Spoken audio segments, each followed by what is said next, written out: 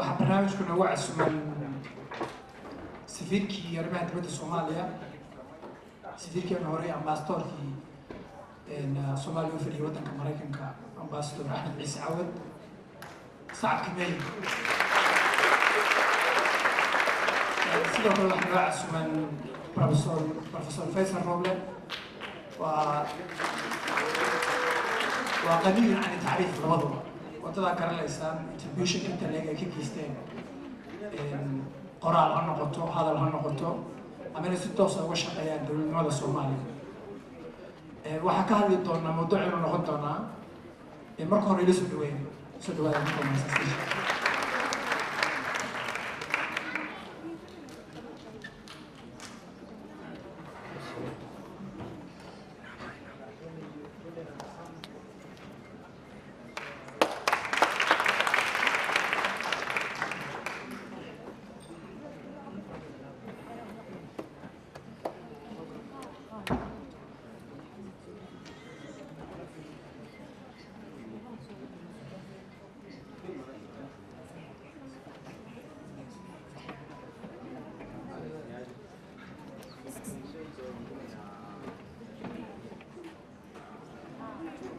وقت هذا نقول على واحد على سكوبن إن الموضوع كهلنا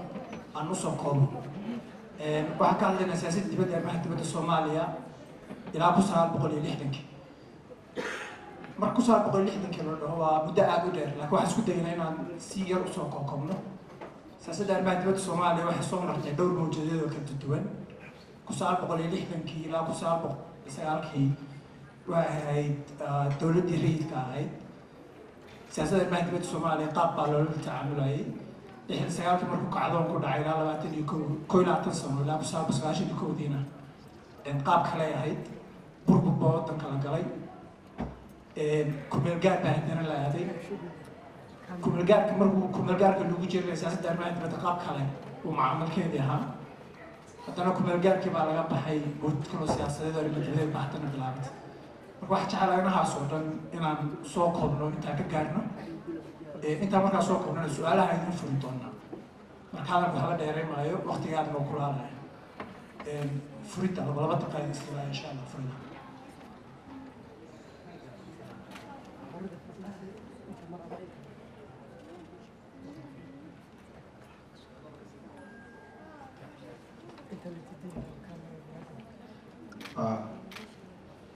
بسم الله الرحمن الرحيم والصلاة والسلام على نبينا محمد وآله وصحبه وسلم. معلومة ونعكسين الإرادة أرضية هالكان سوتي وحامل كورة عن نغيا تذكر برنامج كان سوق القابية إيوه وأنا نقوم ارتقادي هي صاحبك فيصل روبلي وحا ومعنقيا سنتر كان حرونتا دقنكا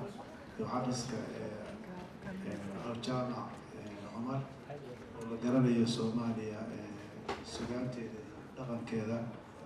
كانت كلها إيوه تذكر فكري أسبوع مالتي سومالي هيريتيج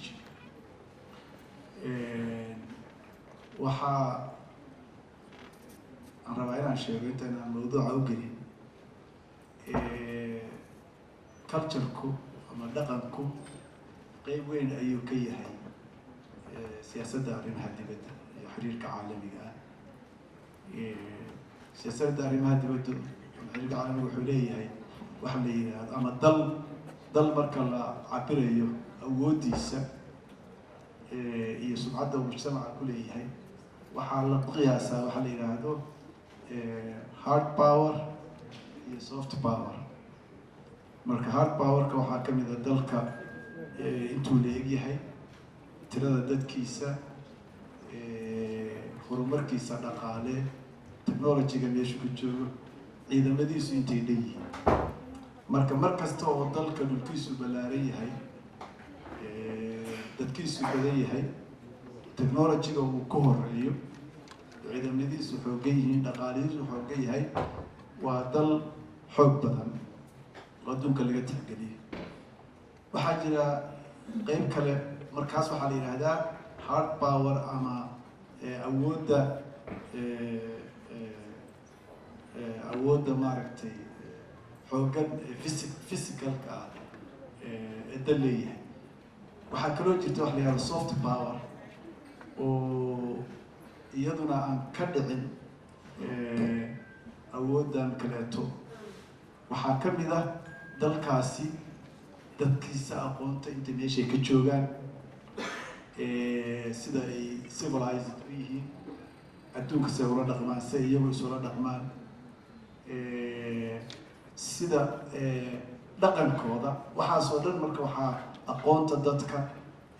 dhaqankooda, dhaxnimadooda, waxaasoo dhan waxaa cabira dhaqankooda ama culturekooda oo uu ka mid yahay sugaanta iyo maaragtay qeybaha kale dhaqanka lagu cabiro. sidaa daraaddeed waxaa maanta dhalinyaradii halkaan soo bandhigayay dhaqan soomaaliyada fiican waxay wax ku kordhin kartaa mar kastoo la horumariyo dhaqankaas oo dhalinyaradu ay dhaqankooda, diintooda ay ku faansan yihiin oo ay horumariyaan oo ay si fiican u cabiraan oo ay madaha u tusaan oo ummaduhu jeclaado. waxay ka mid yihiin heesaha, gabayada, maaragtay islaamnimadooda, isjacaylkooda iyaga, bani aadamka kale si ay usoo dhaweeyaan, deeqsinimadooda, hospitalitygooda. waxyaabahaasoo dhan waxay cabiraan dalka soft powerkiisa ama xooggiisa, awooddiisa dabacsan. waxaa jira dalal yaryar oo adduunka ay ka mid yihiin Switzerland, ay ka mid yihiin maaragtay maxaa la yihahdaa Singapore and others, oo dalalka Scandinavia la yihahdo, dalal badan oo Afrikaan, Kenyaankan ay ka mid yihiin. waxay mararka qaarkood adduunka meel kore ama weyn uga jiraanin because of maaragtay awoodooda siyaasada, awoodooda softiga ah ama soft powerkooda. marka waa ku faraxsanahay inaan maanta kusoo beeganay dhaqan fiicnaantaas iyo kaalinta uu centerkan ciyaarayo iyo kaalinta ardaydiinaan aad ku jirtaan iyo maaragtay heritage week. waa mahadsantiin.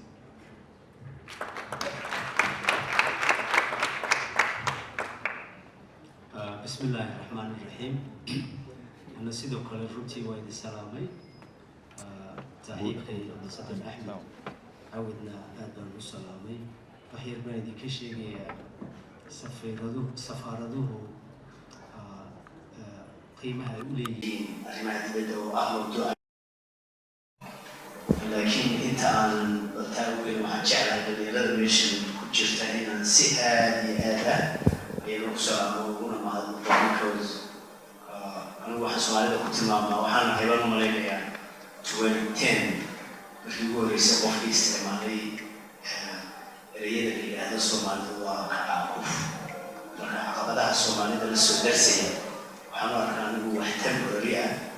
ويكبح يعني غير في يساوي ذاته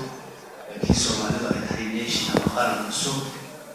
السوق وهذا future في سوية بصورة في معي أنت في تقولي وهالصدق ده سمعت لي فأنا كتبت لي كلام أحمد مركو واشنطن سفير كا بعده بدنا يفري فوتي ولا تبدأ وحنا كم إذا شيء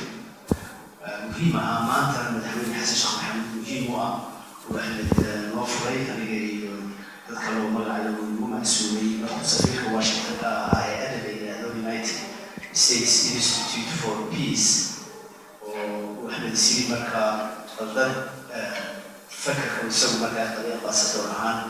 إن أي لا بقى ذكرى وحنا كسو كردي كرام مركا يسووا عليها كيف فوق هاي مع هاي سقون يشيل فيصل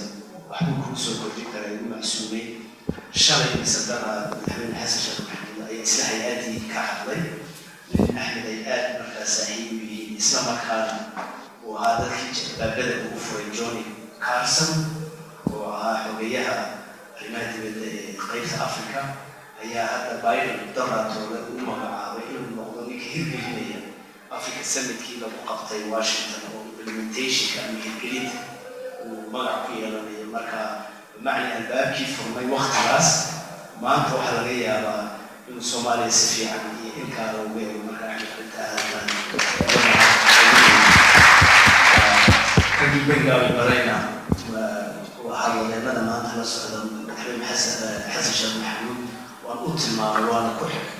in ay bal si gaara ula hadlaan maadaama dadkaasi ay Soomaalida yaqaanaan waa la qabaa ambasadorka in arrimaha dibaddu ee dal kastiba ay ka turjumaan dhaqanka diinta iyo dhaqaalaha ummadaas runtii filosofiya baa wuxuu yidhi adkaanshaha arrimaha dibadda siyaasadda waxay ka turjuntaa ama ay la fac tahay siyaasadda gudahaada iyo xooga gudahaada intuu leeyahay haddii ka gudahaada uu daciif yahay siyaasadda arrinta dibaddaduna way daciifaysaa hadduu ka guduhu adeeg yahayna wuu adkaanaya marka 60 sano aynu maanta nakhtiimi doono oo ah 1960 markii ay Soomaaliya buratay iyo maanta oo 2022 xaalado badanna ay ku weegaarsan yihiin dalka Soomaaliya iyo ummadda Soomaaliyeed gidi ahaanba waxa aynu ka fiirin doonaa the historical trajectory ama xariiqa taariikheed iyo xaaladaha kala duwan iyo waqtiyada kala duwan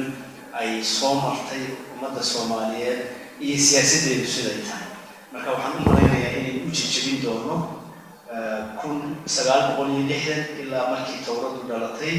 iyo 1960 ilaa markii civil war ama dagaalka sokeeye dawladeenu ahayd u guulisay iyo 1990 ilaa hadda maanta heerka ay kala duwan tahay ambasadorkuna iyo wasiirku si fiican u arrimaha uga warqabaa laakiin waxaan nabad ka cabiri doonaa aaga aynu deganahay Soomaali ahaan iyo siyaasadda Soomaaliya xilliyada dheer sida ahayd waana mahadsantihiin aad bay mahadsantihiin waxaan ka bilaabaynaa 1960 markii xornimadu dhalatay labadii Soomaali waa isku timi markii isku yimaadeen wixii koowaad waxay ahayd calanka 5 xidigood oo ku sawiran 3 maqanin la raadiyo si dastuurka waqtigaada sameeyay qodobkiisa afaraad fitqadiisa lixaad inay tahay waa umaleelayaa waxaa ku qoran in Soomaaliya kala maqan la raadiyo si nabdoon wada hadala mariba siyaasadda arrimaha gudaha meeshay ku dhamaato arrimaha dibadda ka bilaabata cadfad dadkuna badanaa waxay indhaheeda ku hayeen in la raadiyo Soomaali weyn marka siyaasadda arrimaha dibadda xageena la martay maxay natiijo ama caqabada ay keentay 60 ilaa 69 intaas jeclaan lahayn aan ka hadalno 69 wixii markaa ka dambeeyayna marka dama go'oosan doona ku soo dhawaad ambassador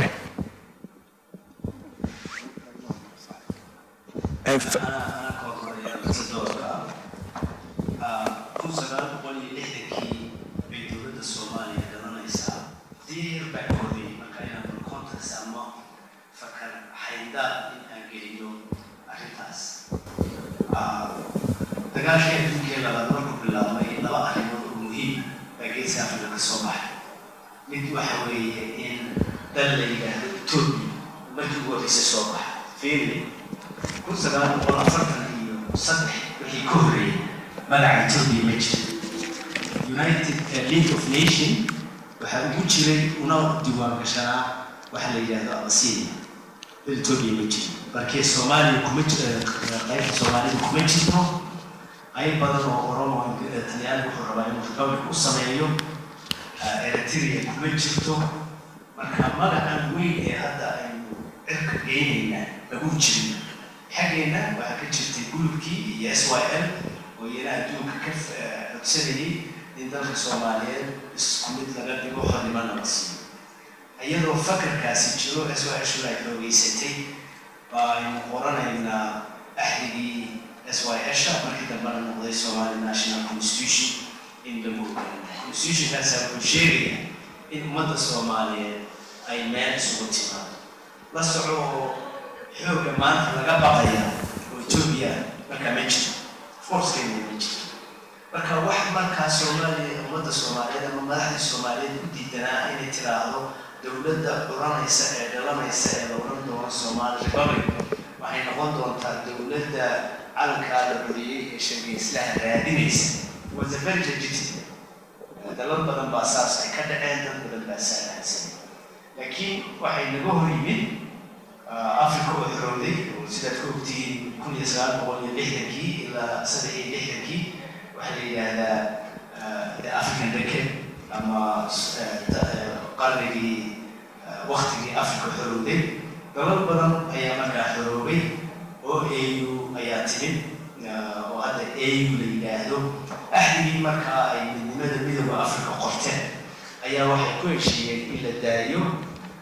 xuduudadii uu ka tegay gumaysi ama Ingiriis ama Talyaani ama Faransiis noqoto arrintaasi waqti weyn iyo dhabarjab ayay ku noqotay Soomaaliya laba arrimood awgood kow hamigii weynaa ee Soomaaliya ee ahayd in ummadda Soomaaliyeed meel keliya dowladdu la samayso oo kaa intaa ka hor cidi aanay ku diidanayn baa durba waqcad weyn ku timid talabaad Soomaaliya conundrum ama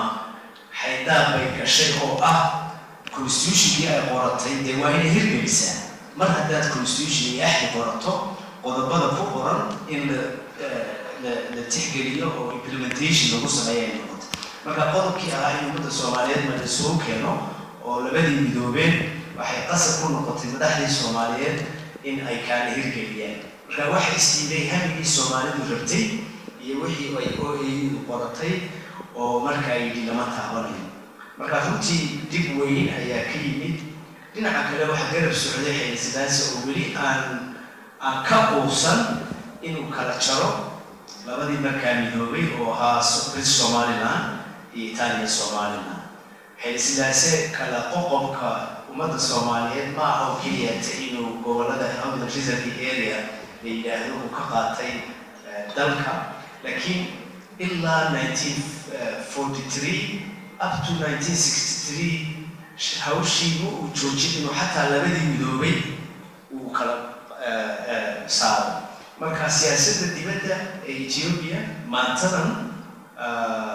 oo ka hadli doonaa laakiin xataa 1960 to 1969 qodobka ugu weyn ee foreign policy-ga ama arrimaha dibadda ee dalka Ethiopia wuxuu ahaa in lagu yaqo Soomaaliya taas ayay Soomaaliyada waxay kaga hortimid ama ka hor keentay xoog oranaya in Ethiopia la iska ilaaliyo marka labada dal ee jaarka ah ee Ethiopia iyo Soomaaliya and mind you arrinta aan ku qoro Ethiopia ma ay jirin marka la yagleelayo fakarka SYL iyo midnimada Soomaaliya ama Syria kabali marka labada xoog oo labadiiba ay fakar kala duwan qabaan oo Soomaalina rabto inay Soomaaliya soo keento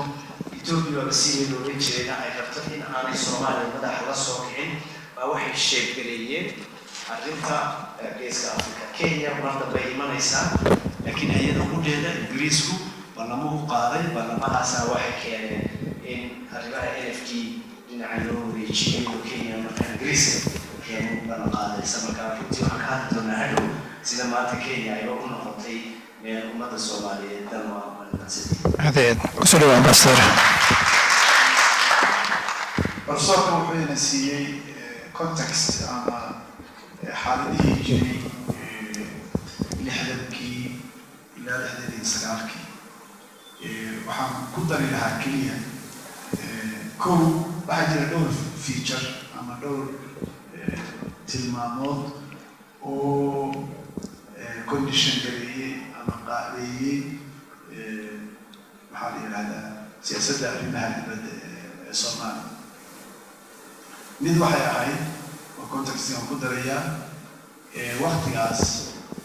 waxaa jiray waxaa loo yaqiinay cold warkii ama dagaalkii qaboobaa adduunku wuxuu qaybsanaa laba qaybood oo xooggan oo loo yaqaano NATO iyo Warsaw warana loo yaqaano galbeedka ama calaamad ku ahaa dimuqraadiyiinta iyo maaragtay open societies furaanta maaragtay mujtamacyada iyo qolo loo yaqiinay Warsaw ama shiiciyada iyo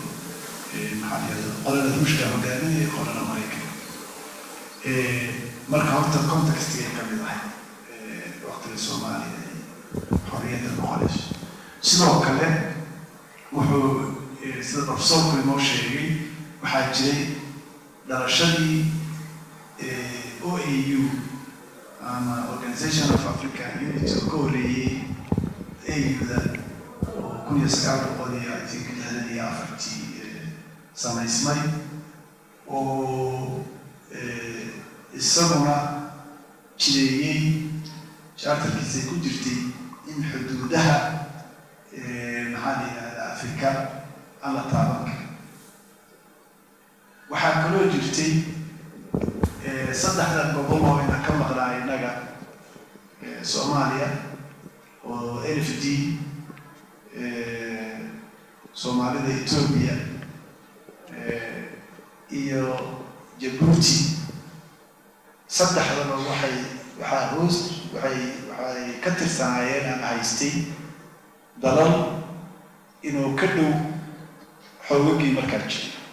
ama westiga ha ahaado ama istiga ha ahaado. marka Djibouti waxaa haystay Faransiisku waa dal Yurubna ah dalalka awoodda adduunkana ka mid ah vitana ku leh waxaa ka mid yahay 5 xubnood oo Security Council-ka UN. marka waa dal xoogna ka badan Soomaaliya laxajalo iyo dhawaanshana uga dhow adduunka intiisa. Ethiopia waa dal Soomaaliya ka dad badan xagga madaxbanaanida dowladnimada ugu horreysay ama la yiraahdo lama gumaysan oo taariikh leh dadkooda tiro badan yahay AU-diina ama OAU-diina xaruntoodii Addis Ababa noqoto. boqorkii markaas ka tirinayana wuxuu noqday asaasayaashii AU-da nin loo arko Afrikaanka iyo adduunkuba ay ka haybaystaan ayuu ah. Kenyana oo 63 xorriyad noqon doonta iyaduna waxay ahayd dal naga xiga Ingiriiska oo nooga dhow Ingiriiska. marka horta contextigaas ama xaaladahaas jiray oo ah in maxaa la yidhaahdaa Cold War-kii uu jiray oo adduunkii kala qaybsan yahay in dalalka ina ka maqan aan nidhi waan raadinaynaa dalalka ay hoos yimaadaan ama haysta layna ka badiyo ama layna ka jecel yahay. xaalad sidaasa waxaynu nidhi waxaynu ka dhiganay number 1 foreign policy iyo number 2 iyo number 3 iyo number 4 xoreynta gobollada naga maqan iyo midaynta Soomaalida midayntooda. arrintaas marka waxay dhalisay in waxaynu awood lahayn aynu mid dhaqaale, mid siyaasadeed, mid dareen abuurid emotions intaba mid aynu ku bixinno sidii dalalkaas loo xoreyn lahaa. taasi waxay keentay waxay noo samaysay cadow badan oo dalalkii dariska ama dalalkii adduunka haystay. waxay noo samaysay cadow dalalkii adduunka ugu xooga badnaa oo noo arkay inaynu nahay dad maaragtay markay dabcan inay nala taliyaan. waxaa laga sheekeeyaa in madaxweynihii for example Mareykanka ee waqtigaas John F. Kennedy uu ra'iisul wasaaraheenii waqtigaas Sheikh Al-Sharqi uu kula taliyey maruu booqasho ku tago si fiican ugu soo dhaweeyey White House-ka Mareykanka uu kula taliyey oo yidhi iska daaya waxaan loo yaqaana eridintiisi ama raadinta maaragtay midaynta Soomaaliya iyo ciidamada aad dhisaysaan. marka waxaa la yidhahdaa Sheikh Al-Sharqi uu ka xanaaqay. marka waxay noo arkeen dad aan wax maqlaynin oo aan maaragtay madax adag. marka contextkaasaan jira iyadoo marka xaaladda adduunku saas tahay ويسن إنك إن أول فيبر حين يسن نورونين أيين إنك وحي مرادون كان عن دفاع قرينين عن أدونك مقل مينو ضدك يجا أيام سنين أود دقال منه أود أقومت منه دم بركة حرب قاعدين من هاي تذكرني وخبر شديد سو نحو جنين وحي لو ذكريه emotions هي رابطان إنه تذكرنا وميسي كسر in hindsight دي هذا اللي تبغوا فيه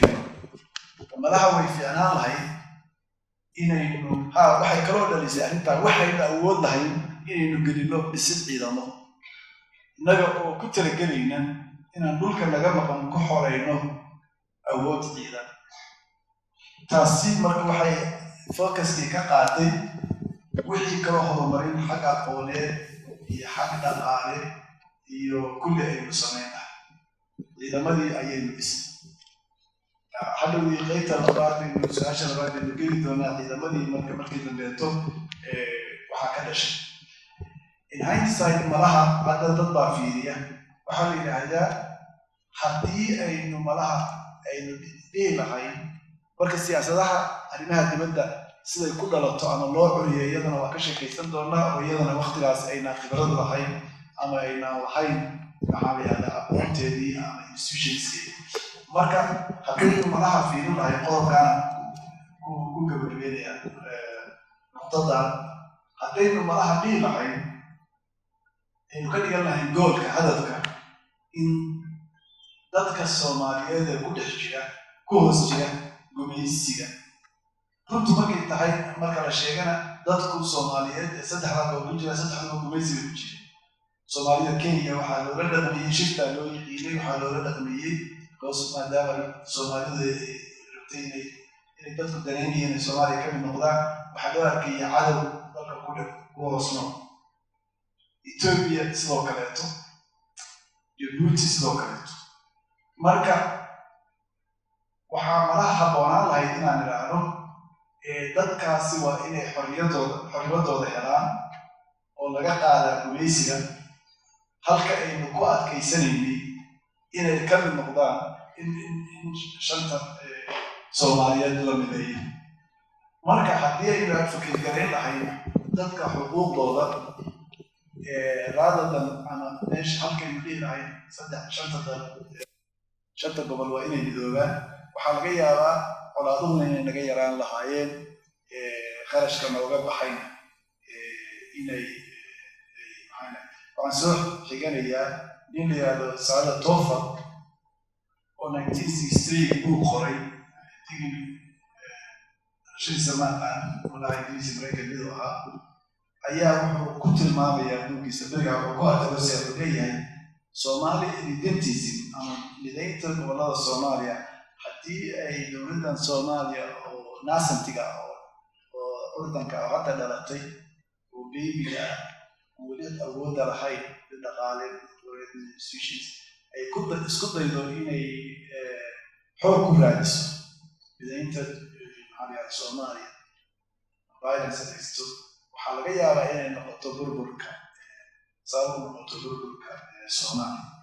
1963 في أيونين سكولر أرمها أصدقائنا وسلايين وحمد الله تاريخ إلى يوم أخذت فرتي marka hadafku wuu fiicnaa iyadii emotions laakiin emotions marka qaabkooda u baahan yahay lagu daro fikri caqli aqoon naga waqtigaas dadkeenu waxaa weeye keliya dareenkii xorriyadda xaaladaha adduunka jiro dhan mayna akhrinin marka intaanan 69kii u gudbin qodobka ugu dambeeyay oo ambassadorku sheegay Soomaaliya waxay awayuda oo ka soo horjeeda damaceedii in artificial boundaries ke gumeystuhu sameeyay in lagu qanacsanaado iyada ka soo horjeeda taladii Mareykanku siiyay diiday marka si saan ugu gudbina laba daqiiqo wax ku soo koobaynaa ma jiro option kale oo la qaadan karay bal option kale ma jiray si kooban ninka uu سعيد توفر من يهودي وكينيا أبوها إنك إرب هي سومالي برجنتيس ومسلم أنا نعب لازم الصومالي نعب حلي هارفارد تشوي أنا ما لين أرض الصومالي أبوها and 1963 meelahaas marka AOU-da la samaynayo Ethiopia hal bood bay u baahan in xarunta AOU-da laga dhigo Addis mise Accra Ghana boodka Soomaaliya ayaa arsanaa nin Katama Gifuriga oo foreign ministerka Ethiopia ahaa xusuusboorkiisa wuxuu ku sheegay in uu xilligaas la fadhiistay makhaayadda yidhaahdo Piazza Addis Ababa ku taalla wakiilkii Soomaalida uu yidhi boodka sii imagine 1963 Soomaaliya iyadoo rabta inay Ethiopia walaal fiican la noqoto jaar fiican la noqoto waa u balan qaaday boodkii haddaanay Soomaaliya boodka siin lahayn oo iyada lagamaba dhigeen Addis Ababa laakiin Soomaaliya waxay gartay in Ethiopia tusto wanaageeda dhinaceeda wanaagsan boodkiina weysiisa saasaana ooyida hawl looga dhigay Addis Ababa intaa kahoro waxaa jirta Haile Selassie inuu fariimo badan u qoray SYL waxay samayn karaan iyo waxaan samayn karin waana 1943 45 ilaa 50 ilaa markuu Allah u naxariistay Maxamed Xaaji Ibraahim ilaa 3 jeer ku kala noqonayo Somaliland iyo Addis Ababa 1959 markay Somaliland intii walaalahayda lagama reebayo Ingiriis pressure saareen Haile Selassie intuu kariyey isoo taagay bimacni waxaan kaga yarduwanahay ambasadorka Ethiopia maxay u baxay noqotay wixii Allah u naxariistay Al Khalifa oran jiray nin hooyada hooyadii gabadhaada something like that kuma qan something there was no way ay Soomaaliya iyo madaxdii Soomaaliya ee xilliga u qancin lahaayeen Ethiopia aan ka ahayn in Soomaaliya u noqoto maxaa la yidhaha milyar wax Ethiopia si rabto u maamusho Soomaaliya tried very best in xataa arrintaa uu wasiirku yidhi ay tiraahdo ummadda Soomaaliyeed dooda OAU-da la tegaysay waxay ummadda Soomaaliyeed la guulaysto xaqooda hala siiyo iyadoo laakiin fakarka akhata keliya anugu waxaan isleeyahay dhalinyarada Soomaaliyeed inay ogaato 1963 Soomaalidu 300,000 oo askari maacidan oo askari waxaan ka badnay bay haysatay marka dagaalku dhacay 1964 all documents oo arkiibyada yaalla waxay kutusaysaa in Ethiopia weerarka qaaday Aman Ando General Aman Ando oo ciidamada Ethiopia haystay oo ninka soo saaray ereyga la yidhaahdo zarra Soomaaliya ama xasuuqa Soomaaliya sida la tirayo lagu wado xasuuq Soomaaliya ma aha dib askari xasuuq Soomaaliya in ninkaasi uu coin meel inagu waxaa la yidhaahda xasuuq uu ka geystay bimacna waxa weeye ma garan karo anigu waxa ay Soomaaliya samayn lahay aan ka ahayn in Ethiopia tiraahdo waxaad rabto waddankayga ka samey 60 sano kadib maantada aynu joogno ka hadli doonaayo Ethiopia waxay rabtaa in ay iyadu qalinka ku qorto ninka warroor noqonaya ninka dowlad goboleed noqonaya ninka noqonaya xataa waxay ka taliyaan ama ay rabtaa inay ka taliso cidda wasiir noqonaysa marka dhibaato badan baa naga haysatay Ethiopia anigu waxaan qabaa markaa in problem aanu ahayn hadafka Soomaaliya uu yahay hadafka Ethiopia ee marka la siiyo marka go'aankaas waa saxsanaa baa leedahay the best option bay qaadatay absolutely the best option bay ahayd oo waxa weeye ummad marka dhalinyarada meesha joogta hadaf bay leeyihiin waa in hadafkoodu uu hogaamiyaa madaxda laakiin madax elite ah oo xataa iyagu laaluush qaadan kara xataa iyaga la bedeli karaa waqti inay hogaamiyaan ama qabo hadafku waa inuu badda ka yimaadaa vision comes from the masses visionka waa inuu qodobeeya sidee loo qodobeyn lahaa ka dutiri karnaa sidee loo la xajoon kari lahaa Ethiopia ka dutiri karnaa aad iyo aad waxbaa kaga maqan laakiin Kenya Somalia is good and Is it on now? Kenya, Ethiopia, Kenya will do it as a sort of Kenya, long press. دولتي أو نمط أفريقيا وإسلامي وحبيب قولي ولا الحاجة إثيوبيا ودلك كينيا الدوم كانوا إمبراطورية أستراليا الإمبراطورية وادوتي ترك وادوتي روس وادوتي بيرسيا الإمبراطورية وادوتي ودولة كان وفرفورين وقديمة Ethiopia is the only surviving empire. هذه Somalia is the only empire بيشتغل حتى يعمل كايستسيدي مركا ولا حاجة شغلة بين الفرمية. هذه أنت هنوجد باللي إحنا سألك مقدر يسال إلى اللي إحنا سألك هالكاس وجود بيننا كعدهم كي بعودن كقبصدي سياسة داربها تبدأ قابك ديسيشن ميكن كويس بدلي أول أسوأ اللي حزبي بس ما ينجر قوان كسياسة داربها تبدأ إن هذا كعنكي وقصة عروري ومدحوها محمد سياد برا لكن دمعي موسى بدلين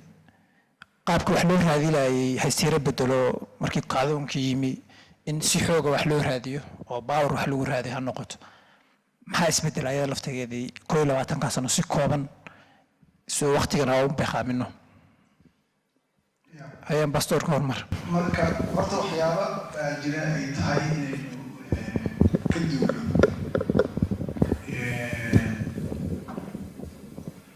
daato professorka sheegay ama saaxiibkay Hazel Obla sheegay arrimaha dibaddu wax kale maaha waxa waaye reflection waxay ka tarjuntaa waxay cabirtaa arrimaha xaaladda gudaha ee dal ayaa adduunka u cabirta u sheegtaa u tilmaantaa u muujisa adduunku sida uu yahay waxa uu ku fikerayana waxay u sheegtaa dadkeeda iyo dalkeeda marka haddii dal uu tababaray dhaqaalihiisu ma yahay aqoontiisu yar tahay dadkiisu baahan yahay si kasta oo siyaasadda arrimaha dibaddu ay isku daydo inay masawir ka bixiso adduunku wuxuu arkayaa xaaladdaas marka codkaaga aad adduunka ku leedahay wuxuu noqonayaa mid taban yar احترامك لغوها ونقولي أمين expression by the diplomats قال الإنسان هذا you sit where you stand ليش أتكتاج أنت هاي يعني تاجنا أنت ميس كمركة diplomats كل ميان أما هذا السفير هذا أما هذا وزير هذا لما يتبدأ وزير هذا وزير هذا كذا أما هذا المدح الياش dalku inta uu awoodiisu leegtahay awoodiina waa inagii sheegnay siyaabaha lagu cabiro oo inagii sheegnay laba qaybood oo ah maxaa yidhahdaa hard power iyo soft power haddii labadaas taad ku liidatid daba daran tahay madaxda aad u qadarin ma helayaan madaxda kaleeto adduunka tusaalaan idiin soo qaadan karaa maanta today waxaa laga yaabaa Kenya maraykanka iyo Yurubiyaanka hadday ka fakeraan inay madaxweynaha maraykanka oo cusub mid ku rabano inuu 3 dal oo Afrikaan soo booqdo Kenya haddaysan number 1 noqon number 2 ay noqonaysaa ama number 3 kama dhacayso Kenya Afrika uguma dhaqaale badna ugumana dhul ballaaran ugumana dad badna laakiin maxay ku gaartay لكن كينيا ويدوك على كتير بايدني صوماليا كينيا يجوا مستقبل كود وبرايت كينيا مستقبل كذا وبرايت حنشرام لهي هنا كينيا أنت عم كنا بتاعهم عشان كل هذا عشان مجتمع على كتير سنتين هذا كان معي فيوتشر كان كينيا وبرايت إن شاء الله حنجينا كان صوماليا وبرايت نقول لك هذا كينيا ولا صار marka haddii ay damcaan inay madaxweyne martiqaadaana madaxweyneyaasha ay ku fikirayaan inay martiqaadaan waxaa ka mid noqonaya madaxweynaha maraykanka Kenya hadduu damco inuu madaxweyne adduunka la hadlo ama la kulmo waqtiyad bay ku qaadanaysaa inuu arko Soomaaliya xaaladeeda safiir baa maraykanka ka ahaa hadda xaaladda saynu nahay in madaxweynayaashina soo maro madaxweynayaashina soo maro ay damcaan madaxweyne dal inay arkaan dalalka waaweyn madaxda maraykanka ama maxaa la yidhahdaa Jarmalka Faransiiska waxaa laga yaabaa nasiib bay leeyihiin hadday la kulmaan wasiirka arrimaha dibadda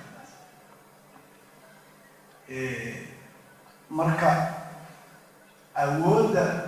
awooddaada guduhu waxay ka tarjumaysaa adduunku siduu kula dhaqmo sidaa daraaddeed dal siyaasaddiisa arrimaha dibaddu siday u xoogganaato dalku waa inuu gudaha ka xogeeyo sidaa daraaddeed Soomaaliya waxay ahayd awal laga bilaabo sigistigii isnaankii ilaa hadda in dadka Soomaaliyeed ku dadaalaan marka hore inay gudaha ka dhismaan si ay adduunku ixtiraamka ay wada yihiin u jiro waxaa marka intaa weydiisan siyaasadda arrimaha dibadda ee dalalka waxaa laba siyaabood ayaa loo design gareeya ama loo formulate gareeya ama loo diyaariya waxaa jirta dalalka dimuqraadiga ah oo aynu ka soo qaadi karno Maraykanka Ingiriiska Faransiiska Jarmalka Sweden Kenya ku dari karaa Ghana Senegal Malaysia Turkey aso waxay dowladnimada casriga ayay si fiican u fahmeen oo akhriyeen sidaa daraaddeed waxay sameeyaan institutionska ayay awood saaraan siyaasadda arrimaha dibadda oo dalkana waxaa soo diyaariya dad aqoon u leh oo wasaaradda arrimaha dibadda iyo wasaaradaha kaleeto oo ka tirsan marka waxaa la yidhahdaa bottom up experts aqoon u leh wasaaradda arrimaha dibadda qaybaheeda waxaa ku jiri kara looyaro maxaa la yidhahdaa diplomats economic experts commerce experts you name it kuwa luqadaha yaqaan marka dadkaas ayaa dalka u diyaariya siyaasaddiisa arrimihiisa dibaddu siday ahaan lahayd dalalka marka dimuqraadiga saas u sameeyaan dabadeedna madaxdu laga bilaabo wasiirka ra-iisul wasaaraha madaxweynaha in our case arrintaas experts soo diyaariyeen oo la socdo options see ula dhaqanaa Kenya see ula dhaqanaa Ethiopia see ula dhaqanaa Maraykanka see ula dhaqanaa China see ula dhaqanaa dalalka carabta ah oo caqli iyo cilmi iyo xog lagu soo diyaariyey that's why very important to tahay ardada waxbaratay inay waxbarashadooda solid ka dhigaan ama Kenya ka qayb galeen horumarinteeda ama Soomaaliya marka dadkaasi aqoon real ah solid ay waxaa soo diyaariyaan madaxdu have no choice ayagoo ixtiraamaya institutionska optionskaas loo soo diyaariyey maadaama laga yaabo madaxdu inaysan aqoonta expertiskaas oo kale aysan lahayn inay doorashadii ku yimaadeen kuwaas ayay marka mid doortaan experts ku sheegay iyadoo loo sheegay mid waliba faa'iidada ka dhalan karta dhaqsaha ka dhalan karto iyo khasaaraha ku jiri kara ama weaknesska ay leedahay marka isku kaya soo xir waxa كل أتكسره يا سوق أيه. dalalka marka iyaga halka qof ka tagay ama loo yaqaano dictatorship ama loo yaqaano absolute monarchy iyaga arrimahoodu ma raacaan institution waxay raacaan qofka madaxda amarkiisa waxaa loo yaqaanaa marka foreign policy waxaa loo develop gareynaya wax kastoo dalka amiisa la xiriira waxay noqonaysaa top bottom marka qof ayaa ama babar ha ahaado ama ninkan madaxda ah oo aan institutionska bedelinayn dadka la tashanayn ha ahaade qofkaas ayaa siday la noqoto ayuu dalku ku dhaqmay. Marka taas marka khatarta ay leedahay waxaa weeye qofka waxaa laga yaabaa inuusan aqoontii lahayn, waxaa laga yaabaa inuusan xaaladaha aqrin karin, waxaa laga yaabaa u badan tahay inuu dadkii haadaan مثلا حتى القرآن لما يكون waxaa la yihahdaa axaadiidta iyo marka maaragtay maxaa la yihahdaa sanadkooda iyo waxaa lagu qiyaasa xadiidka sidoo maaragtay runtiisii ana miisaankiisa inuu tawaatir yahay in axaad yahay in hal qof dadka laga soo wariyey iyo in dad badan ka soo wariyey. ilaahay quraanka nabiga alayhi salaatu xadiidka ku yidhi laa tajtamicu ummatii calaa dalaala. marka arrin markay ummad badan ka talinayso khatarta ka soo dhalan kartaa waayo. taas waa dimuqraadiyadda iyo maamulaaga iyo adduunka ku dhaqmay ee u horumareen. sidaas daraaddeed 69 markay la gaaray waxaa yimid xukun military iyada oo weli uu jiro xaaladii aynu tilmaannay oo ahayd dagaalkii qaboobaa. Soomaaliya waxay aaday dhanka bariga loo yaqaano iyo xulafada noqotay iyo shiiradii iyo Warsaw, taasoo dhalisay in kuwaasoo calaamadaha siyaasadooda ay ahayd inkastoo dee dalku intuu tagay ay ku xiran tahay qaarkood ay weli hoggaanka uga tashan karin maxaa la yihahdaa dad aqoon leh, laakiin go-aanka waxaa iska lahaa madaxa xisbiga ama secretary general Khrushchev oo kaleeto ama maaragtay maxaa la yihahdaa haddii KGB qaar la shaqeeyaan. innaga marka siyaasadeennii hadafkii isma bedelin oo ahaa inaynu midayno dalalka maxaa la yihahdaa Soomaaliyada maqan. laakiin siyaasaddii formulationkeedii wuxuu noqday mid ka imaanaysa kor oo hoos aadaysa. marka iyadiina waxay leedahay challengeskeeda ama caqabadeeda ay yeelatay. marka intaasaan aad iyo aad intuuan baastoorku sharcay waxaa noogu dartaa 77 markuu dagaalku qarxay siyaasadda arrimaha dibadda cirka isku shareertay. Maraykan baa raashka kasoo wareegnay, Maraykan baa usoo wareegnay, intaasna xoogaa noogu dar. Soomaaliya iyo dadka halka fadhiya da'deediiba around that time I was finished high school. markaasaan Soomaaliya was 7 Somalia's foreign policy years probably was the strongest after. Yes, the ambassador sharing الموضوع أمانة عن كهرباء right side Somalia's foreign policy non-aligned movement أما تلقى عندنا العسكري Somalia مدحركة أركي بدأ في Islamic organization بدأ في روحية القضاء وجود أمارينية وأدوية سبحات وتكون في شيء Somalia مع Somalia نفسه دعوة United Nations ولينا نتواجد بالبيت ويتعالى ودرسة بمعنى foreign policy Somalia حين يسوق لها أتذكر كرتا فوق iyo meesha ay ka ciyaartay dowladda Soomaaliya xilliga dagaalkii ka dhexeeyay Soomaaliya Tanzania. waxaad arki kartaa sida hadda Soomaaliya loo heshiisiinayo iyo fuudu ay Soomaaliya u kala dab qaadayaan madaxdii Soomaaliya ee istiraatiijiyadii wada magacooda garanay Hussein Bumiyafa, Hussein Qaasim, Hamza, Umar Atalan ay adduunku su'aalaha ka weydiinayeen. waxay tahay in toddobaatankii Interpol Soomaaliya waxay ku qiyaastay dalalka adduunka ugu nabadgelyo badan. inay keento Muqdisho markaan xamar iyo isgarab dhigo Addis Ababa waxay ahayd meel qashin miidhana, xamar waxay ahayd meel dhalaadaysa. sidoo ambassadorku sheegay ama mar hore sheegay xoogga gudaha iyo ursanaanta midnimada gudaha waxay cabirtaa xoogga iyadoo heerkaa joogto oo Soomaaliya ay commanding force ay tahay dad la dhegeysto waa hadalkeedu meel maro because I want dhalinyarada inay ogaato we have our best times inaan soo celinana waa igu waaj waqtigaas oo kale dagaalkii toddobaatan iyo toddoba dhacay waa la dhexdhexaadiyey Soomaaliya Ethiopia waxyaabo badan baa la isku keenay xataa waxaa laga wada hadlay Ethiopia Soomaaliya inay mid noqdaan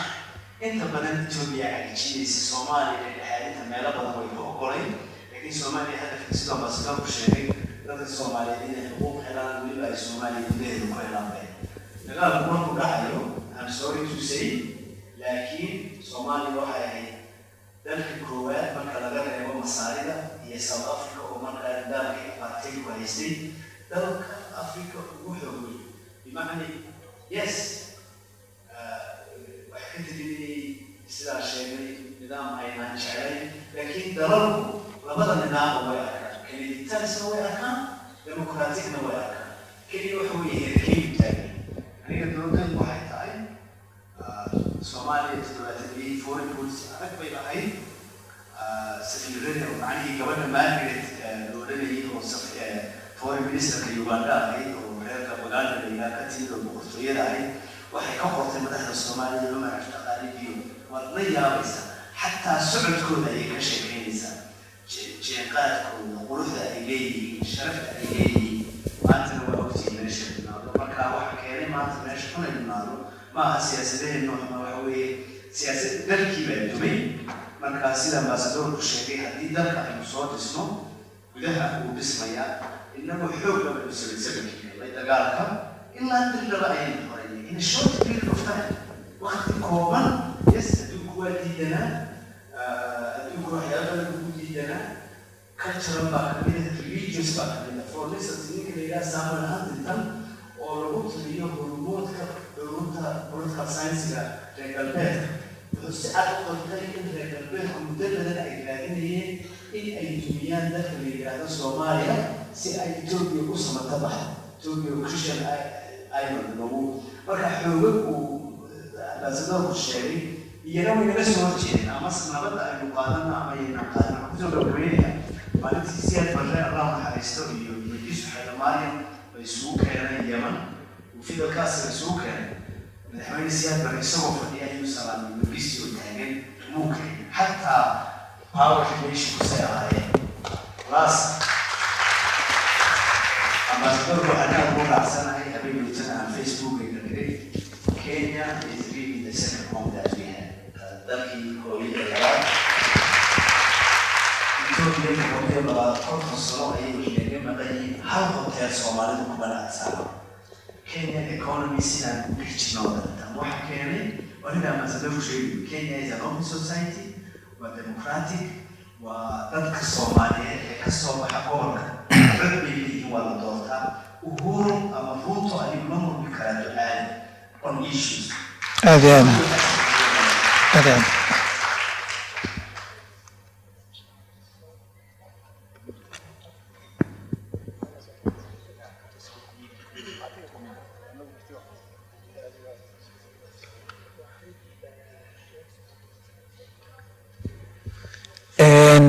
waqtiga koobanowgii qaybihii ugu dambeysay oo weydiilaya wixii markaa ka dambeeya su-aalaha idin furaya meelo badan baa ka tagtagnay waxaa rajeelaya inay su-aalihiina kasoo dhex bixi doonaan insha allah hadduu ilaahay yiraahdo 1991 ilaa intuu waddanku burburay dowladda ku meel gaarka ahayd intaas waa kasoo gudbeynaa hadday su-aalaha ka yimaadaanna waa arki doonaa 10 sano u dambeysay iyo geeska afrika Somalia, Eritrea, Somalia, Ethiopia, Somalia, Djibouti, Somalia, Kenya, Masar وبيجي من اللفتة هذا دوت كتاعين تاعي إن أمباستور كنا إن أفرت سنوات مسي وزير بقى وزير كريم هذا بده حب بلنبو هيا إن بروفيسور فيصل روبان وحب بلنبو كقاري مركا سوحوا السعودين سكوبن يو سوحوا إذا كنا استي كارهانا سوا ركتان سوحوا السعودين كسروا صحيح سكاشليه يوقع كذا بيروح مسوق لناحية ay Soomaaliya burburka ka soo bogsanayso iyo xilli Ethiopia deganay ay waa la cusub iyo gashay.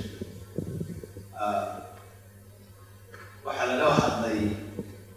2010 meelahaas iyo intii ka dambeysay in Ethiopia iyo Soomaaliya isku keeno ay barwaaqo soo noqdaan. anigu dadkii ugu horreeyey ee arrintaa ka diiday baan ahaa oo nidhi yes Kenya iyo Soomaaliya waxaa wada qabsan karaan, laakiin Ethiopia iyo Soomaaliya siday wax u qabsadaan way adag tahay, very difficult.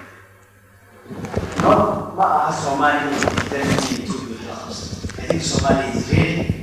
in a hospital. It's too much. All the way to Tanzania, وقت هذا Somalia has an application for what sort East African coming. The problem is that Ethiopia has a lot of second for several reasons. Don't worry about that. Number one, قضية قديمة ما إثيوبيا أديدا إن أيدكتو. Somalia حرية هذا وحي كذا غير. in ay gudaheeda isku qabsata administration weyn waqti weyn oo lagu dhici karto wayarta weli haddii gacanta lagala baxo Somalia is more likely inay degto democratic line iyo macnihii Somalia inay jeclayso laakiin democratic process ka Kenya u dhow inay Somalia qaadato ay kartaa. Ethiopia hadda waxaa ka dib uga bilaabmay talisnimo iyo dictatornimo cusub sababta qowmiyadihii Ethiopia jiray ayaa kala cabsanaya. marka arrintii la keenay ee ahayd Soomaaliya, Ethiopia iyo Eritrea ay meel wada galaan horta arrin aad u khaldan bay ahayd for several reasons. laakiin midda ugu weyn waxay ahayd dalkayga Djibouti oo dalka Soomaaliyeed walaalahooda khaladaadkiisa ha yeeshe in la faquuqo ayaa horta number one base oo ahaa. number two, Prime Minister Abiy oo rabay inuu consolidation of power ama وحوجيس الإمام وفيس عكسه كنا فاعلينيستو تبي Soomaaliya Eritrea. هنا واحد بعد كده اللي أنا زي لا تعاون كفري ولا بحاجة لا يفرماش وحكي كده كهوي إنه القبلة ده ما حدا كلام تبي كها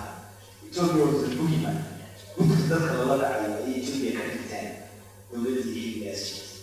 إنت أصلا واحد لو بدأ سوى بس دور شيء أتوك أول لبا تو بروس باور the west and the east هنا إلا أنت سوي هذا حب السلطة واخترتيس وإن الصومالي جزء اخترت على كل هي قصة بالإيكويشن أما حريق الحساب ودلالة عربها هي تركيا. بينما مرة تركيا تاريخيا إلا وقت حلفوري إلا بلدو لا نصنع ولا لا يبغى هذا it's very difficult to translate. كان روك أي Ethiopia يدرون سكونا يهوكن سوق أي سوريا استراتيجيك جيوبوليتكس أي إنجليز أفريقيا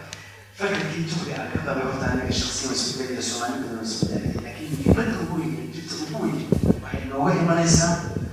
عرفت أو النقطة حوق الملحات حوق يهورين ولاية البيت أنا معها سيدا أفريقيا أنا معها وملحات عقلي anytime أي ربان destabilization of Somalia, Somalia, وأنا حب السوق وأنا قد يدرس إلى الأول. كل وحدها وقلت Somalia هي بلاد Somalia. سياسات الإحتياجية ولا الصباح. كم زمان كيس أفريقيا اللي أدى أفريقيا ولا أمريكا. Kenyan relationship should always be maintained. وإن Kenya الحرية على لنا هذه الجغرافيا because مرة يمال تفرق بيننا. That's where Ethiopia سيدي مقسمة تبحنا، ما أنا سيدي نقطة سيدي مقسمة تبحنا، وين يفرق بين نقطة. سببتها Ethiopia has proven وقت غير مقرر إن هذه الجزيرة في الصومالية هذه الدولة بدها سوق هذه عرفت قيمة البحوية سيدي عربها يترك ولا لا ما أنسى كده ما هي لكن علىها يستبعدش. waxaan soo sheegnay siyaasaddan arrimaha dibadda sida ay ahayd inay usoo develop garooto martabadeen soo waxaan soo sheegnay in dagaalkii qaboobaa uu jiray. dagaalkii qaboobaa wuxuu gacan ka geystay in dowladihii adduunka jiray xaaladooda sida intaaqaatay ay jiraan. maxaa yeelay waxaa ku tiirsan tahay ruushka warsa ama waxaa ku tiirsan tahay maxaa la yihahdaa NATO iyo westing. maxaa dhacay marka dagaalkii qaboobaa wuxuu dhammaaday oo Soviet Unionka ama dhankii bariga ahaa ay burbureen because of siyaasadahoodii iyo dhaqankooda siyaasadeed ahay 1989 Soviet Union markaasaa ugu dambeeyey tafakukba oo furfurmay Berlin wall waa dudumay dadkii Sovietka jiro oo dhani waxay aadeen westiga adduunkii wuxuu noqday halkuu ka ahaan jiray $2 ama laba xoog ay jiri jireen hal xoog baa u yeeshay Mareykanku ayaa noqday xoogii adduunka systemkoodii ayaa adduunkii qaabilay taasi waxay dhalisay marka Soomaaliya in marka darbiyada ay ku tiirsaneed ama siyaasadeeda ha fiicnaato maysan fiicnaanin inuu meesha ka baxay dowladnimadii Soomaaliya iyo dalal kale oo la mid ah oo awal ku tiirsanaa xoogagaas way burburtay horta burburkeena waxaa qayb ka ah ka sokow innaga inxitaadkeena ku dhacay ama burburkeena ku dhacay darbigan rabnay inaan isku tiirino artificially oo meeshii ka baxay that's why Somalia 90gii ay burburtay marka waxay ku kala duwan yihiin marka from 60kii ilaa 90kii dagaalkii sokay dagaalkii qaboobaa ayaa sustain gareynayay ayaa xaaladdeenu si kasta ahaatee ku nooleen markii dagaalkii sokay meeshii ka baxay innaga iyo xaaladdeennii bay noqotay innagana xaaladdeennii ma qurux badnayn waynu burburay waxaynu ku jiray sanado badan oo burbura ilaa carte ay noo dhalatay wax loo yaqaano jamhuuriyaddii saddexaad ama 3 republics the civilian republic the military republic iyo republican ahaa burburkii ka bacdi dowladdii Soomaaliya ay dib u soo noqotay hadda marka waxaynu leenahay sida safiirku sheegay waxaynu leenahay rajo in aynu dowladnimadeena aynu ku dhisno asaas xoogan weli dowladnimadeena waa inoo dhismaysaa inooma dhamaystira sovereignty-geennii ama qarannimadeennii weli inooma dhamaystira institutionskii dowladnimo oo sustain gareyn lahaa dowladnimada weli inooma dhisna hadda ayay tahay inaynu marka xididdo cusub fursad baynu haysanaa khatarna way muuqataa haddii aynan ku dhisin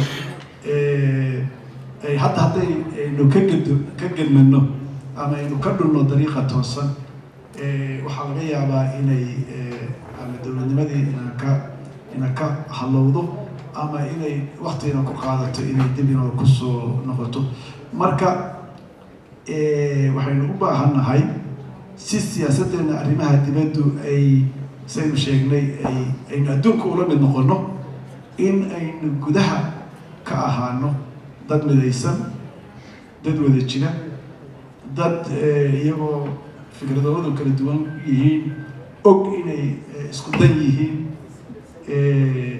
dowladnimadooda dad horumarsada maxaa yeelay dowladnimadu waa calaamadda ummad adduunkan modern society waxaa la isku modern stateska la isku cabira yani Falastiin iyo kurdida iyo naga badan oo naga badan waxay u dhimanayaan inay yeeshaan maaragtay waxa la yiraahdo personal characteristics ama in maaragtay personal legal presence oo ay yeeshaan marka state-ku waa very important marka waa inaynu dhisanaa laakiin waa inaynu asaas xoogan ku dhisanaa markaas ayaa siyaasaddeena arrimaha dibadduna ay noqonaysaa reflection fiican mawduucani waa mawduuc dheer wax badan aan ka sheegi karo aniga professorkuba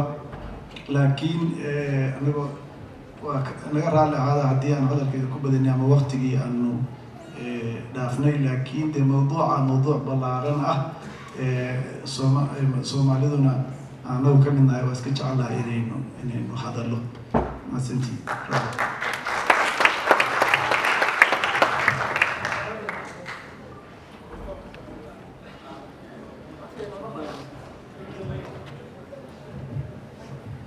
waxaan jeclaan lahaa qof mikrofoonka dadka dhex qaada su-aalaha marka u qaybilaha waa jiro already بسم الله ka hormaro hal mar ka hormaro wixii mahadnaqa iyo salaan anaa idinka dhammaan qaaday su-aasha toos u gala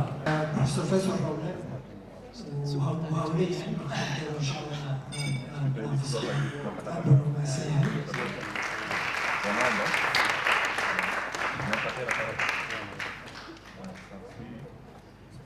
سؤالها هل تسوقها وقتها كوبية لوجد بكل عليه هل تسوقها وقتها بيخلصنا شيخ سؤال بسم الله الحمد لله والصلاة والسلام على رسول الله بانل كوان مهد عليا بروفيسور فيصل صاحب كيا iyo wasiirkeena ambassador Awad oo isagana nin saaxiibkeeya very talented speakers thank you so much runtii enlightenment badan baad samayseen waad ku mahadsantihiin su-aashaydu waxa weeye let me create a base for my question markaad ka hadlaysay waddanka waxa lagu qiimeeyo oo soft power iyo hard power waxaad sheegtay midna waa awoodda muuqata midna waa awoodda kale marka inagu Soomaaliya waxyaaba qaarkood waxba kama bedeli karno dee waa iska natural dhulkana ma ballaarin karno dadkana tiradiisa ma badin karno of course ciidanka waa la improve garayn karaa iyo waxyaaba noocaas oo kale kor waa loo qaadi karaa laakiin waxaan wax badan ka bedeli karno waa soft power oo human resource ugu horeeyo oo dad waxaa jira dal yar oo haddana soft power is very strong Soomaalidu marka after the civil war isbedel badan baa dhacay Soomaalidii dibadday aadeen waxbay barteen caalamkii Soomaalidu waxay tahay way arkeen entrepreneurs bay noqdeen progressive bay noqdeen siyaasadii Mareykanka galeen ninka la yiraahdo Macharia maxaan ku raahdaa Kamau Macharia waa PS of the foreign minister of Kenya was the most senior diplomat in Kenya hadal baa jira oo ayaan dhaweyta jeediyay oo uu yiri waxaa jira waddan dadkiisu ay diaspora jiraan waana dalka Soomaaliya wuxuu yiri waa the most talented people waxay sameeyeen waxay gaareen buu heer ay Washington ka loobi gareeyaan oo ay shape gareeyaan siyaasadda Mareykanka ee caalamka heerkaas ay gaareen buu yiri Soomaalidu markuu Soomaalida ka hadlay marka saameyn intee la eg bay ku leedahay Soomaalidaas dibadda aaday oo siyaasadaha galay ama Mareykanka ha noqoto ama Congress-ka ha noqoto ama foreign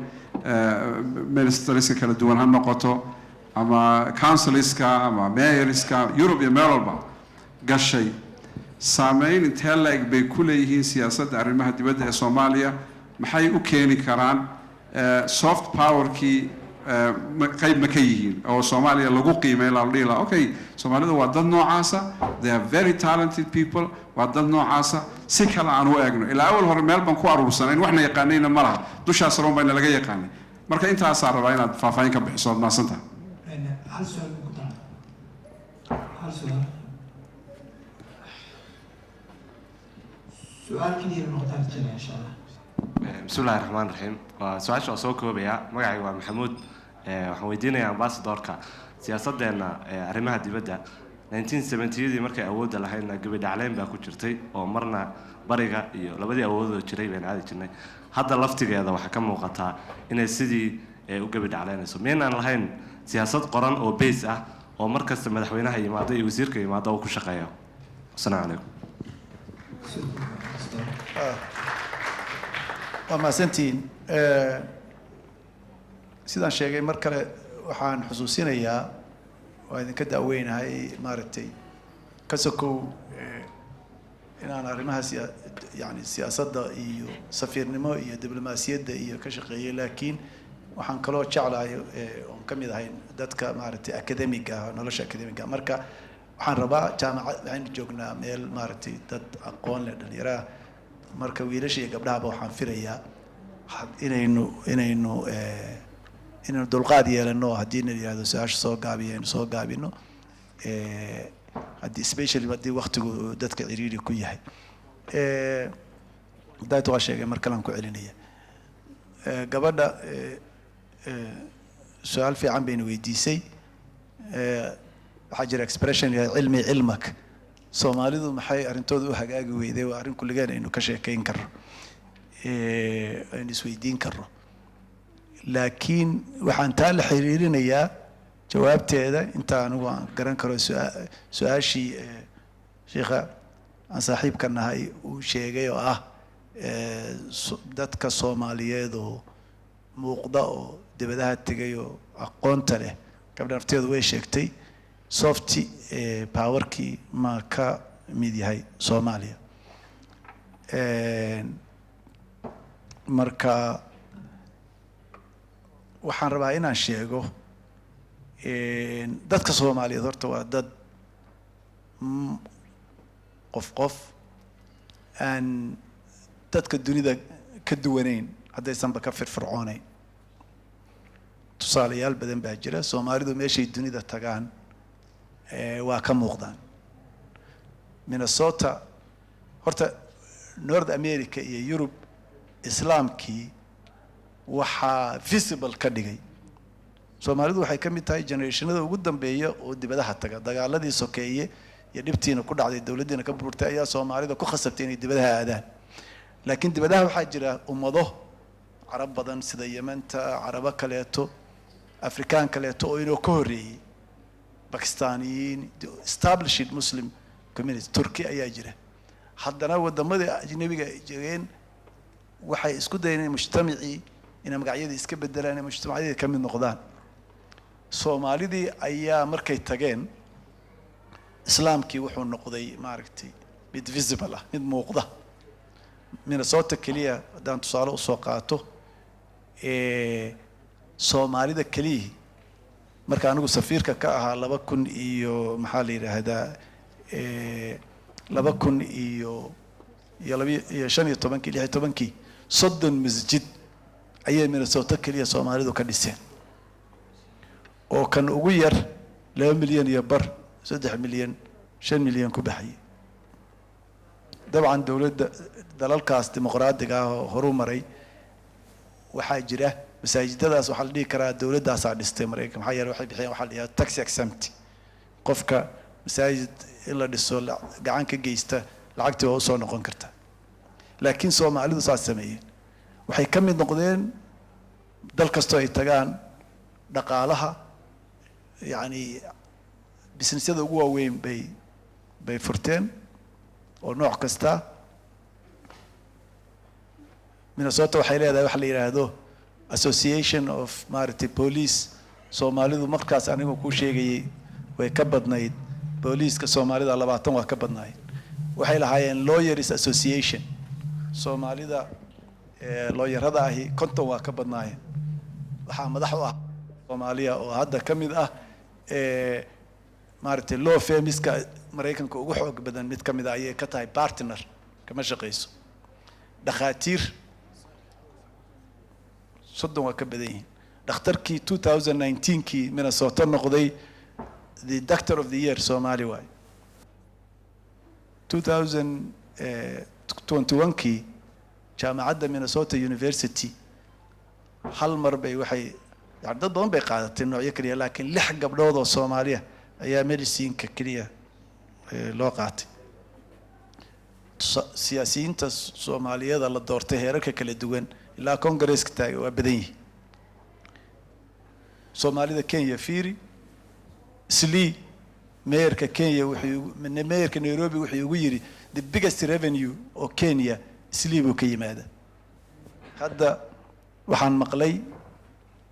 waa idinka ay xaqiijin kara moolka ugu weyn oo malaha Kenya iyo Nairobi laga dhisayo Soomaaliya rabtay inay ka dhisto Slee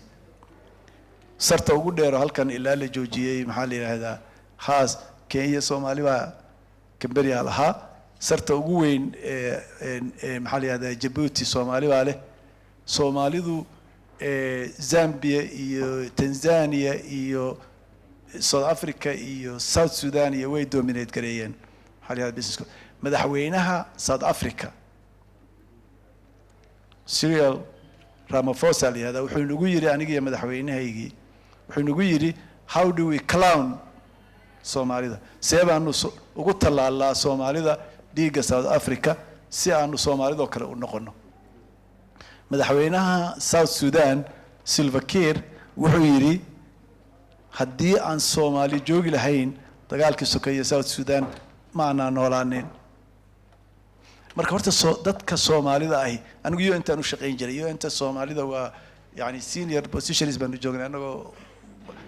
dhowr Soomaaliya adduunkana loo ku ixtiraam badna marka Soomaalidu horta dad ahaan sidaasay dunida ummadaha adduunka inay la mid yihiin maahina horta aysan ka liidan su-aashu waxa weeye waa Soomaaliya dalka uga liidataa waxay la xiriirtaa su-aasha gabadha weydiisay su-aasha sheekhu weydiiyay sababtu waxa weeye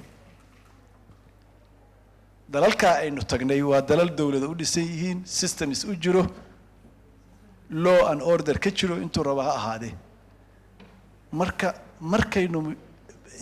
environment saasa markay Soomaalidu tagaan Soomaalidu bini aadamkay la mid yihiin inay ka fiicnaadaan maahina kama liidan karaan laakiin waxay tageen meel systems iyo nidaam ka jiro and they can fit into that way ka mid noqon karaan waliba they excel sida hadda tusaale u soo qaatay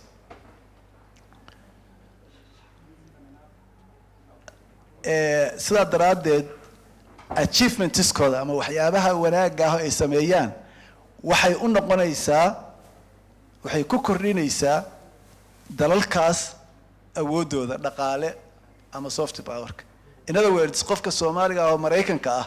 oo Mareykanka wax fiican ka sameeya ama qofka Soomaaliga oo Kenyaanka Kenya wax fiican ka sameeya ama qofka Soomaaliga oo South Africa ama Canada wax ka sameeya ama Sweden ama Ingiriiska wuxuu kordhiyay sumcaddii horumarkii dalkaas in other words dalkaasu marka soft power-kiisa ka mid noqonaya yani Soomaalidu inta Mareykanka tagaan ay Mareykan noqdaan oo horumar gaaraan waxay markhaanti ka tahay Mareykanku inay tahay meel fiican oo nidaam fiican leh oo qofkii yimaada ama muslim ha ahaado ama afrikaan ha ahaado ama Soomaali ha ahaado horumar ka samayn karo innaga laakiin dalkeena haddii aynaan samaynin systemkaas xaaladda aynu ku suganahay baynu ku suganaanayna marka su-aashu waxay tahay marka maxay tahay cilada haddii qofka Soomaaligu saa u fiican yahay adduunka markuu tago because waxa weeye adduunka daataan idin sheegay measure-ku waa dawladnimada innaga waxa ina ka halaabay oo mugdi ina ka galay oo ina weli la rafanaynaa oo ina fikrad ka haysan and as a student of political science iyo political theory waxaan ku hadlayo waxaan aan maaragtay aan fadhi ku diri ahayn aan maaragtay aqoonteeda leeyahay cilmiga dawladnimada iyo maamul wanaaga state and good governance by the way state iyo government waa kala duwan yihiin Soomaalida waa iska dhexgalaan af Soomaaliga dawlad bay labadaba dhaxaan haddaynu state iyo government aynu rabnaa inaynu siino af Soomaali eray bixin af Soomaaliya state-ku waa dawlad governmentiguna waa ama maamul ama xukuumad ama يعني أدونك لو حلقة هذا administration أما ماركتي government أما وحاس stateku مركا وادتك stateku وادتك يدلكودا حدود كيس اللي يقانو government يجو أي معمول يجو أي سميسمه مركز أيو أدونك وراء قانصدي مركا أيو sovereignty جيسو حكومة داسي مركا وإني مدلك أردن maamulkii ka hirgelin karta ay tahay sovereignty-ga markaan leeyahay sovereignty waa dhaawacan yahay waxa weeye taasoo kale aan ka wadaa yani I'm using the conventional definition of sovereignty marka sovereign waxa dadka waa political history bay soo martay development marka sovereign dadka ah maaha qofka oo xukuumadda jooga madaxweynaha iyo ra'iisul wasaaraha iyo wasiirka iyo maaha kuwaas waa adeegayaal government administration way maamul dadka dalka jooga oo sovereignty-ga iyagu iska leh ayay u qabtaan hawl ay u dirsadeen ummadaha horumaray moodalada hagaagay saasa loo fahamsan yahay distinction-ka u dhaxeeya state and sovereign marka adiga ama Kenya jooga ama Soomaaliya jooga adiga ayaa state-ka state-ka ma aha qofka mas'uulka ah oo adiga aad doorato meesha u geysatay ila caabididna ma aha isagoo inuu isu qaato inuu ku leeyahay adiga oo maartay ma marka haddaynu taa fahamno fahamkaas baa ka bilowdaa horta yani dhaqankeenu inuu hagaago marka waxaynu ogaanaynaa dawladaha xukuumadda marka maamulka waa la xisaabtamaynaa because anaa iska leh adigaa stateka ah iyo dhulkaaga iyo xukuumadda aad meesha samaysatay sovereigntiguna markaasuu ku dhammaystirmaya arrintaa marka mugdi baa inoo ka jira waxaynu ka joognaa because dowladnimada casriga modern state oo iyadoo dhamme casriga 1648kii bay dhalatay westphalian model baa la yihahdaa magaalo westphalia la yidhaahdo oo Germany hadda ku taaliya ka dhalatay waxay ka dhalatay dagaaladii iyo colaadihii sokeeye Europe 30 years war 100 years war bay Europe soo martay boqorro iyo boobab iyaa ka talin jiray colaadihii qabiilooyinka haddaynu dabcanaynu dowladnimada ku dhisno weligeen maanta meeshaynu joogna raaga aada waa ku dheeraaday arrintan meeshan su-aasha ugu dambeysay warka ay weydiiyey waa ilaaway hadal jacaylkayga mana qoranin haddaa xusuusid kuwii kale baa ka jawaabi kara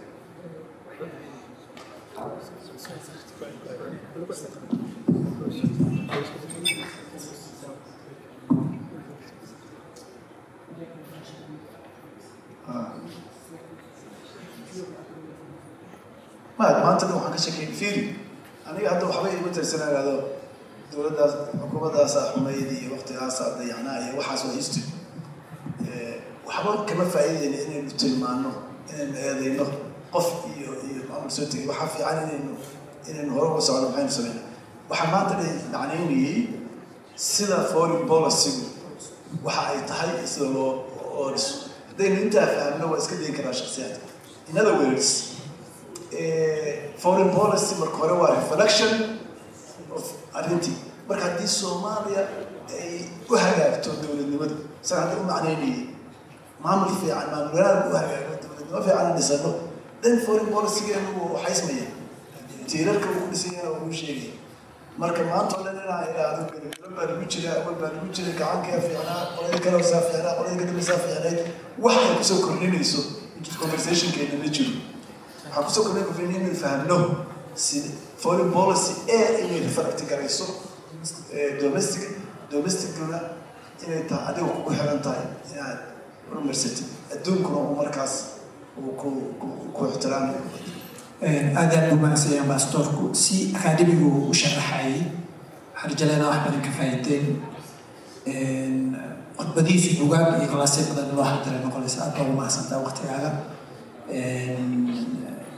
waxaa ka mid yahay dhaxalka ummadda Soomaaliyeed ay haysato oo ay tahay inuu ku faraha adayto aad buu mahadsan yahay ambassadorku